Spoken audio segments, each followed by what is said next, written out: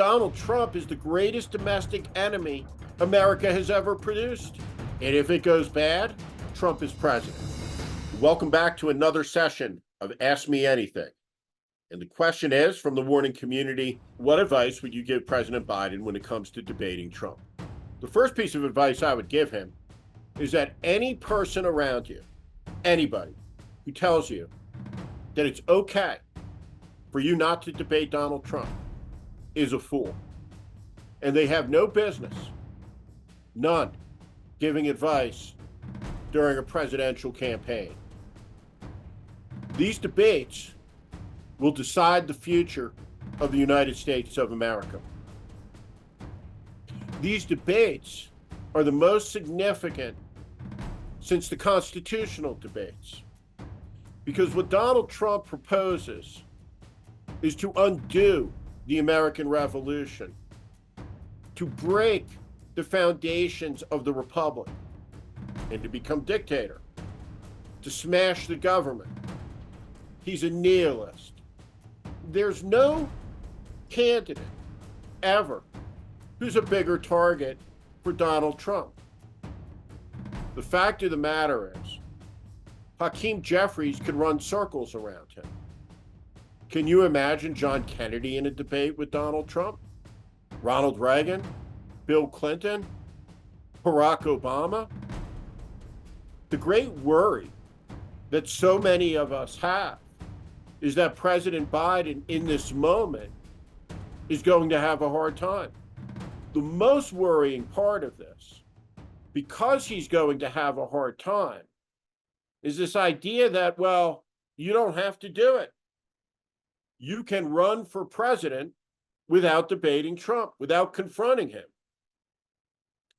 Presidential campaign is the most intense competition that doesn't involve death on earth. Period. Think about all the hype around the Super Bowl. Coach Big Red, Shanahan, Mahomes, all of it. It's a game. This is real life. This decides the future of the United States. And it requires the president to be tough. He's the president of the United States. And Donald Trump is the greatest domestic enemy America has ever produced, at least since Jefferson Davis. He needs to confront him. And he needs to proverbially body slam him on each question through either the floor or the wall. And honestly, if the president cannot do that, then he should abandon his quest for the Democratic nomination and take the steps necessary for the Democratic National Committee to open the process to find the mix of candidates that could do that. Because Gretchen Whitmer could do it, Gavin Newsom could do it, Wes Moore could do it, and it must be done. There is no chance of winning this election without this contact happening. It's like looking at a football game and having people on the sideline saying, well, we're going to win the game, but we're not going to tackle anyone today. There won't be any contact. There'll be no hitting. This isn't real life. Joe Biden has to face this monster down, and he is a monster, and he needs to put him down. That's his duty. That's his job. And that is the climax of the presidential election, face to face. And it will happen. And if it goes bad, Trump is president. Question is, who does a better job messaging, Democrats or Republicans? The size, the scale, the dimensions of the right-wing propaganda machine in this country is profound. Democrats don't understand it. Joe Biden is an extremely successful president who has failed to communicate any level of that success. There's no contest here. The Democrats' communication strategy seems to be modeled on a version of how you run a nuclear plant from the Chernobyl handbook. It's awful. And we're at risk to losing our democracy, to losing the republic because of it. You have to be able to communicate great ideas, great ideals. Donald Trump's insanity is simplistic, deranged. The media is corrupt. They seek to monetize it. They want the conflict. All of these things are true, but it doesn't mitigate the responsibility of the most powerful person in the country and those around him with the most powerful microphone in the world to use it effectively. Because the president's bully pulpit is the only thing more powerful than this giant propaganda machine. This Ask Me Anything question is, what do Democrats need to do to win in November? I'm getting very frustrated.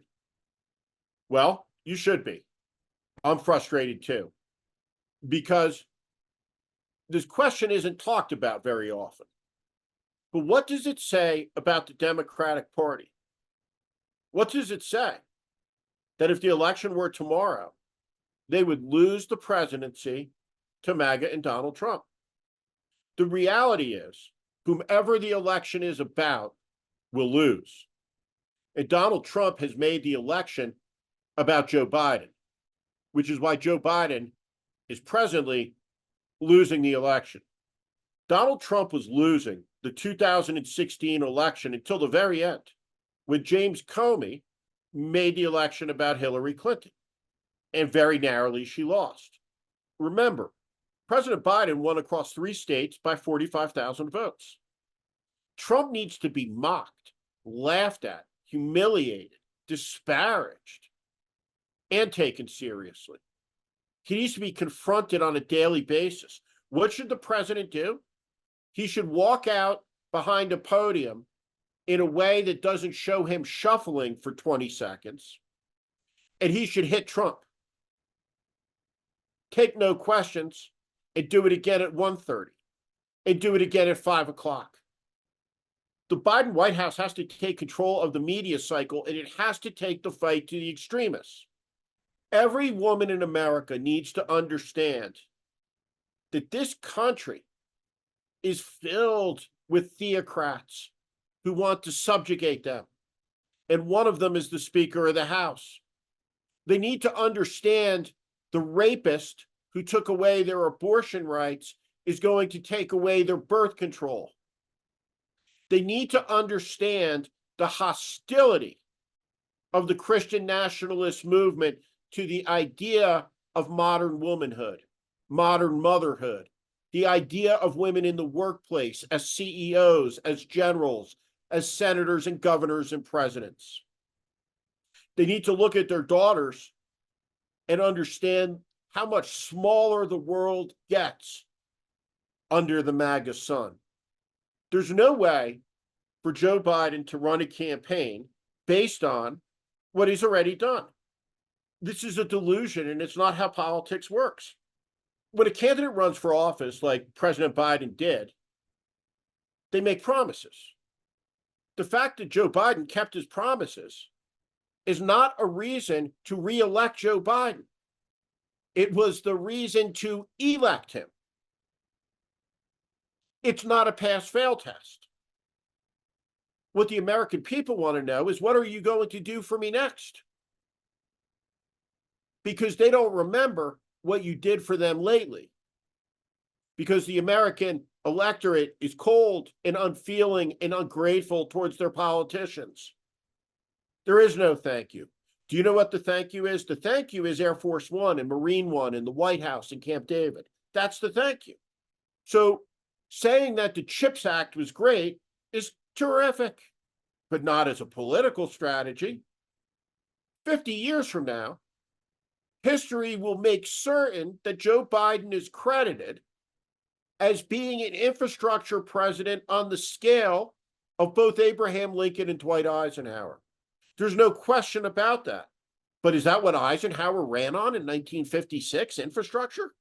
There is a delusion of groupthink in a small, cloistered, cliquish Washington, D.C. political community that has helped disorient so much of the political staff in the White House. No one cares. The choice ahead is a choice about the future. And what Donald Trump is promising is order out of chaos. And if you turned on the television and saw the chaos after the Kansas City Chiefs Super Bowl parade, understand, though it's the extremist Republican position that allows for the easy proliferation of guns everywhere, the chaos that it produces benefits the strongman candidate. So the Biden campaign needs to get it together, like 6 months ago. And part of the reason I've started talking more directly and aggressively about it after biting my tongue for 3 years through worry is that there's no more time to waste. Not a day. The question is there any point at which the people still funding Republican politicians will believe it is in their self-interest to stop? The people who fund Republican politicians to the tune of billions of dollars fund those politicians because it is in their self-interest. Think of Steve Schwartzman, one of the great hedge fund titans. He is also one of the chief funders of the fascist cause in America, as is Larry Ellison, tens and tens of millions of dollars. What they are doing is buying tax rates, buying preferential treatment. They've created a society apart. Money has corrupted the American system profoundly. And each restriction, each attempt to take money out of the system has just made it worse. So what does it take to bring an autocratic movement to life? Well, the first thing you need is the autocratic leader. Bingo, Trump. Second thing you need around a cult of personality is the cult. Trump has a cult of personality because he has a cult. That's what we talk about when we mention the 13 or 14 million people or so that are a third of the Republican Party that believe there's a conspiracy to steal the election involving Travis Kelce and Taylor Swift. Third thing an autocratic movement needs is a propaganda element. Bingo. It's got that. Fox News, Newsmax, social media, Elon Musk. When the lie and the truth stand equally in the public square, democracy is in grave crisis. It's very sick. But that's not enough to bring an autocratic movement to life. What you need is the cynicism of the elites. The Josh Hawleys, the Ted Cruzes, some of the most highly educated people in America who went to the most elite universities, Harvard, Stanford. But they'll do anything for power. One of the most important presidents of the 20th century, John Kennedy, addressed this in his inaugural address. He said, beware the men, the foolish men, who seek power by riding the back of the tiger only to wind up inside. That's what happened to Josh Hawley and little Marco and Ted Cruz, humiliated at the hands of a man who insulted their dads, their wives, called their spouses ugly, defenestrated them, emasculated them. But despite all that, their cynicism is so powerful, their desire for power so great, they can't keep off the back of the tiger. But that's not enough. All of those things together aren't enough for the autocratic movement to take off into the air. They need money. And the money comes when people make a transaction. And that's why America today is a soft oligarchy, where government agencies clear quotes about Elon Musk with Elon Musk before they talk to a free media. It's outrageous. Adam Kitzinger, the former congressman from Illinois, has talked about this.